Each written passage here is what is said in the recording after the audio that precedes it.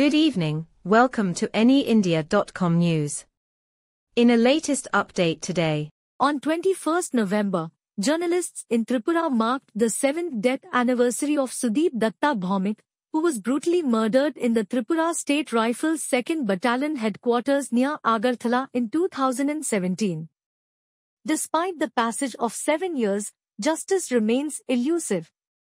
In a solemn event at Rabindra Bhavan premises, journalists lit candles to honor Sudeep's memory and pledged to continue their fight for justice. Eminent journalists, including Saneet Deb Roy, Subal De, and editor Pranab Sarkar, expressed their solidarity. They reiterated demands for a thorough CBI investigation and swift justice for Sudeep Datta Bhaumik and fellow journalist Shantanu Bhaumik. The community remains resolute in seeking accountability for these heinous crimes. Sudip Dutta ভৌমিকের হত্যাকাণ্ড সম্পর্কে আপনারা সবাই জানেন। শুধু এই রাজ্য নয়, সারা দেশ নয়, সারা বিশ্বে এই বিষয়টি ছড়িয়ে পড়ছিল। যেদিন মার্ডারটা হইল সেই দিনে তো 5টা নাগাদ প্যারিস থেকে ফ্রান্সের যে রাষ্ট্রপতি সেক্রেটারি জানতে চাইছিল ঘটনাটা সত্যি। সেই ফোনটা আমাকেই করেছে। এরকম অবস্থা হয়েছে। মানিকবাবুর দুঃশাসনে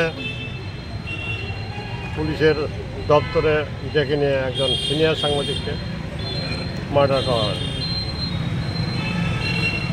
আমরা সিবিআই ইনকোয়ারি ডিমান্ড করে পাইলাম মানিকবাবু। Delayed is justice denied.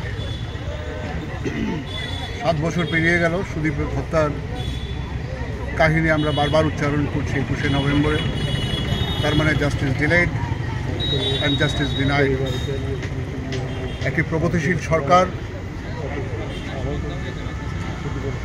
এর অর্থ হচ্ছে প্রগতির অর্থ হচ্ছে যে সরকার জাস্টিস, ইকুয়ালিটি, লিবার্টি এবং ফ্রেটার্নিটিকে মর্যাদা দেয়। এই 4টে বাদ দিয়ে কোনো সরকার এবং আমাদের সংবিধান স্বীকৃতভাবে কোনো সরকারই প্রগতিশীল হতে পারে না। দিনের কথা মনে থাকে, আপনারা দেখবেন আজকে যারা এখানে আমরা এসেছি, আমরা সেই দিন বলেছিলাম যে যতদিন বিচার না পাবো আমরা কিন্তু আন্দোলন থেকে সরব না। আমরা সুদীপকেও ভুলিনি, শান্তনুকেও ভুলিনি। আমরা আজকে যারা আমাদের সবাই এসছেন, দেখেন সিনিয়ররা সবাই এসছেন, যে আমরা বিচার চাই, আমরা বিচার চাই। আমরা ওই দিনও ঐক্যবদ্ধ ছিলাম, আজকেও আমরা ঐক্যবদ্ধ। আমাদের একটা ইস্যু, আমরা বিচার চাই।